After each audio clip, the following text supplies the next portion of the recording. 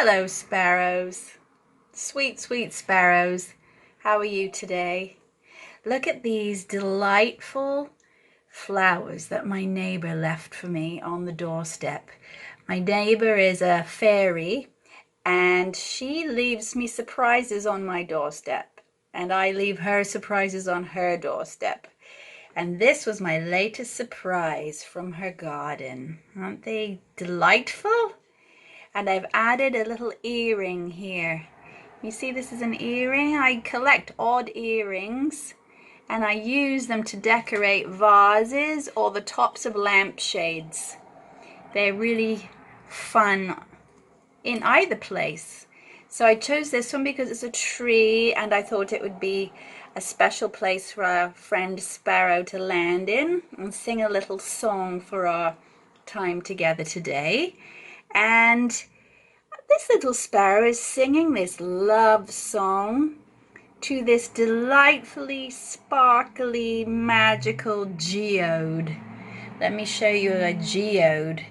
So a geode is like a round rock that when you split it open, kaboof, magic, inside are crystals. Excuse my grubby fingers. I was just out digging around in the garden, as always. But can you see the crystals in here? So imagine it's like a round rock and it's like breaking open an egg. And woo! This one looks like clear quartz crystals. And you can find, well, they're hard for regular folk like us to find because we tend to be in towns and places like that. However, if you're adventuring in somewhere with a desert or volcanic ash that would have erupted many, many years ago, or somewhere where there's limescale, desert, you might find a geode. Please look if you're anywhere like that or you live anywhere like that, because it's magic.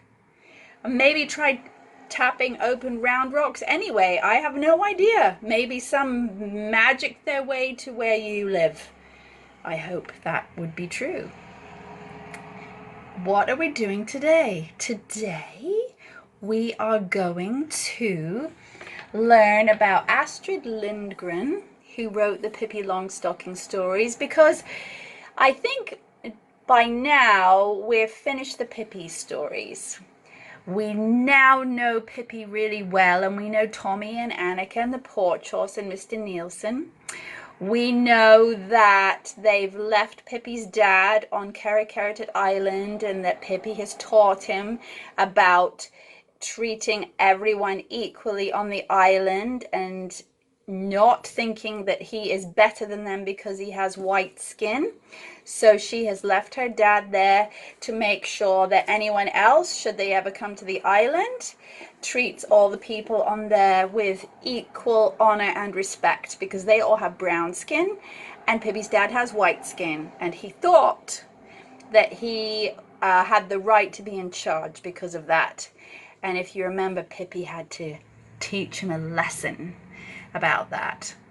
So we're going to say goodbye to Pippi, but we're going to keep the Pippi spirit alive. So I will read other stories, I'm hoping from other cultures also, but I will continue to read with Pippi spirit, because Pippi really has all the qualities that we would wish for in someone that we'd like to be beside us in all of the things that we wish to do and change in the world. So goodbye, Pippi. Hello, new adventures. And we're going to read about Astrid shortly. Are you sitting comfortably? Are you in your comfy spot? Let's pour some friendship thimble tea. Let's have geode tea. Oh, geode tea. What would we put in geode tea? Well, we have to have some sparkle and some lime scale and some volcanic ash. And we also, how about the heat of the desert to brew it with. And as always, I think the whistle of a bird song would make it taste even more magical. So cheers. Here's some Thimble Friendship tea for you, and some Thimble Friendship tea for me. Woo! That volcanic ash. Woo! That added a nice little hot layer. Thank you for that. Let's put that next to the storytelling wish at the bottom. Let's send our hugs and love around the world, from our hearts to your hearts, whoever would like hugs and love today. On the wing of the birds and the whistle of their song, may you feel love and hugs, whoever needs it around the world. So now you're sitting comfortably. I had a little look in my dressing up things, and I found a kite. And, well, it's a strange kite. It might be a wind sock. And I've never had it outside as a wind sock because, to be honest, it sort of looked a bit exciting for a costume, but I've never worn it before. So it is actually like a giant tulip, or you might think it was a squid, or a insect-eating alien. Looks a bit like the mouth. So I think if I put all the strings inside, and I think it might work as a hat. Let's see. It's a bit small. No, it's going to work. I'm going to make it work. I'm going to pull it tight here. Oh yes. Except I can't see you, so that won't work very well, will it? 1 second. Let's pull it really tight here. And, oh, yank it here. Okay, I think that will work, except I can't see you at all. And I certainly couldn't read. 1 second. Let me move my Oh, hello! Hello! Excuse me while I move these vines out of the way. Oh, yes, there we are. So I have no idea what to call this costume. It also looks like a squashed, maybe a raspberry. Oh, lovely. Lovely, lovely. Let's get my hair out of the way. Okay. And glasses. I can't see without my glasses. I think they might fit very well up there. Oh, yes. Thank you. Magic reading glasses. We're ready for learning about Astrid. So I was at the Magic Pebble bookshop in town, and this was on the shelf. And this is the book about Astrid Lindgren, who wrote the Pippi stories. So let's learn about her life. Excuse me. 1 moment. There we are. Okay, this is written for children, so it has lovely big pictures. There we are. Okay. Can you see the pictures there? So this is about Astrid growing up. So I'm going to have to actually stand up a second.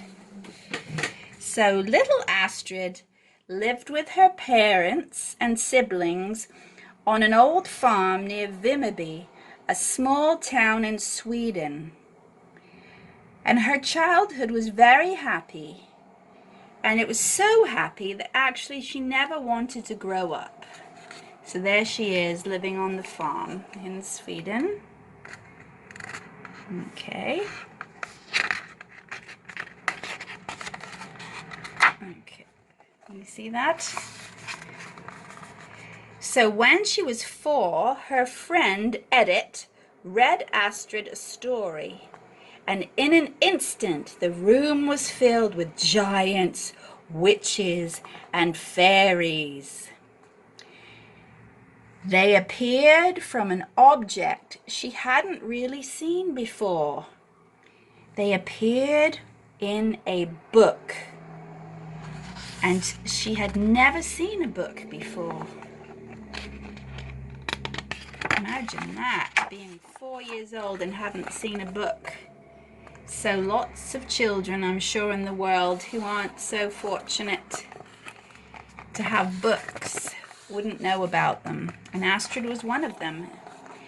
So once she had seen what a book was, Astrid did her best to learn how to read.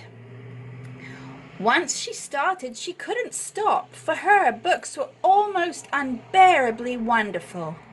And before long, she had found her way to the library in her town and read her way through the library's collection of children's books.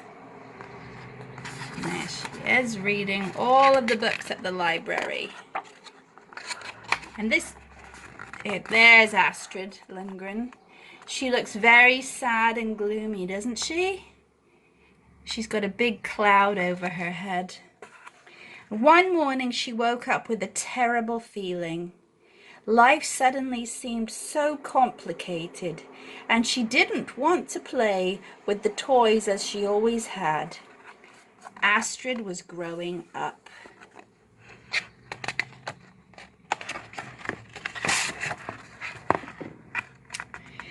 But being a young adult meant that she could be a rebel. Astrid was the first girl in town to cut her hair short. Look at that. She's cut her hair short.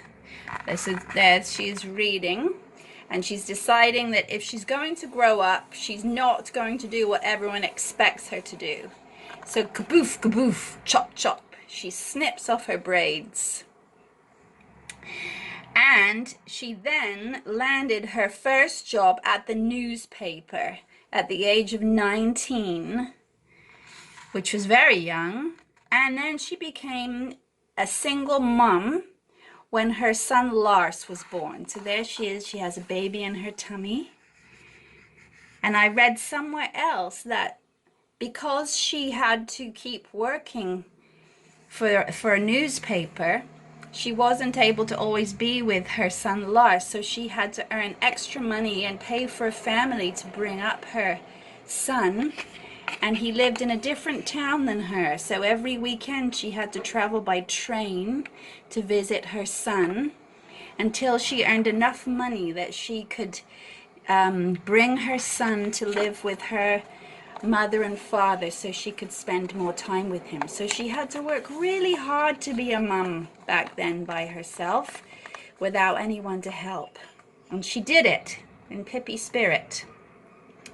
So after a while, Astrid got married and had a second child named Karen.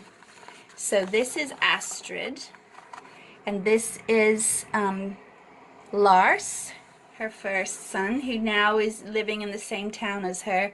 And this is her new baby here, Karen. And Astrid was no ordinary mother. She loved playing just like a child and was great at inventing stories. So I also read that lots of the other parents who lived around thought she was a shocking mother because she would slide down the slide with her children and play with the swings and make up crazy stories. And of course her children loved it. So there we are. I'm going to come back a bit here. So one night, Karen, her daughter, was sick in bed and asked her mother for a get well story about Pippi Longstocking, a funny name she had just made up. And Astrid said, "What a remarkable name!" She thought, this Pippi Longstocking must be a remarkable character too, with a name like that. I will make you up a story for you to feel better, Karen, my daughter. So here's lots of pictures of lots of imaginary, remarkable remarkable characters that might become Pippi Longstocking. So, oh, I think you are definitely going to recognize these characters. So, Astrid Lindgren made up the character Pippi Longstocking, and Pippi was more than remarkable. She was everything a child wanted to be. She lived alone. Here's Villa Vellicula. She lived alone with a monkey, who we know is called Mr. Nielsen, and a horse, who we ended up calling the porch horse. And what else does it say? And yes, this is her little house, Villa Vellicula.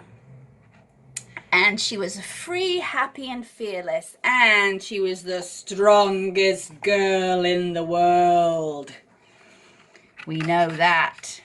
Remember when she wrestled with the strongest man and won? Ha ha ha! That was at the circus day. So for many years, Astrid made up stories about Pippi Longstocking for Karen and all her friends. And for Karen's 10th birthday, Astrid put them down on paper as a present for her. So this is her daughter's birthday, and she's written the stories of Pippi Longstocking here and given them to her for her birthday.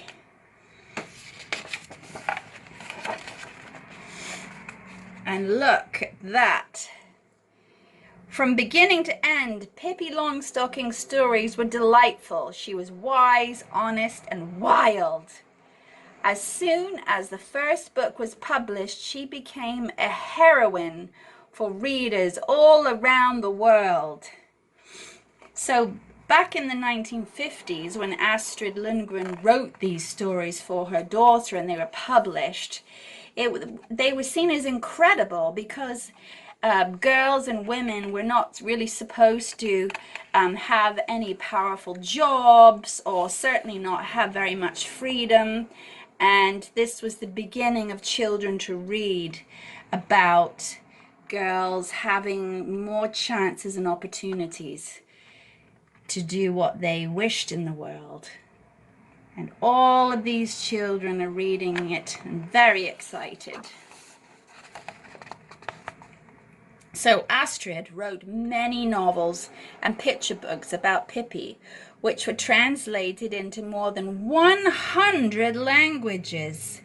And when Pippi made it onto TV, Astrid worked on screenplays, which became an important part of her work. So there she is. This is the character of Pippi. This would be an actress playing Pippi. And this is in a TV studio. And they are filming a Pippi story. I've never seen any. I don't know if you have. I read somewhere that Astrid wrote all of the stories in shorthand. She was a stenographer. A stenographer is somebody who writes things in like a language which is fast to write. It's not longhand, how you would write, and it's like lots of little symbols that are quick to write, and if you know how to read it, easy to read, so you can translate it faster. This is before computers, mind you. So what's happening on this page is something very important by the looks of it. It says, she created dozens of other memorable characters like Rasmus, Ronja, Emil, and Lotta. Astrid received the highest recognition for her contribution to the world of books. She received 2 Hans Christian Andersen medals. So there she is receiving a medal. And what's happened next? So a Russian astronomer even named a planet in her honor. Really? It's called Planet 3204 Lindgren. Oh, I thought it would be called Pippi Longstocking. That's a great name for a planet, but a planet called Pippi Longstocking could be even better. Maybe we'll just, in our own way, call it that. And still today, little Astrid, the girl who never wanted to grow up, lives in our heads and hearts when anyone reads Pippi Longstocking. He was always up for some fun. There's Pippi. And there's another child reading a Pippi story. And then in the back of this book, this is the real Astrid growing up. She died at age 94. And there she is growing up. And this tells about her life here. If you ever get to see this book, I'll show you the cover in a second. So here we are. Here's the cover. If you ever see that at your library, you could borrow it from your library and read all about Astrid Lindgren. And as I said before, the Pippi books, they really ought to be updated because there are things in them which we don't agree with anymore in our society. And I would really like it that if you do happen to borrow Pippi books from the library, read them with an adult that's in your life so you can talk about some of the things that are in them and change them around. And then you can feel powerful in how you change your world. So thank you for flying into the nest. Big hugs and love for all you do. Big and small. Keep daydreaming. Keep being marvelous. Keep wearing kites on your head. I've lost my glasses are sideways. No wonder I couldn't read very well. And keep inventing and making shapes in the clouds. And I'll be back another day. Lots of love and hugs. Hug, hug, hug, hug, hug. Bye. Bye, bye, bye.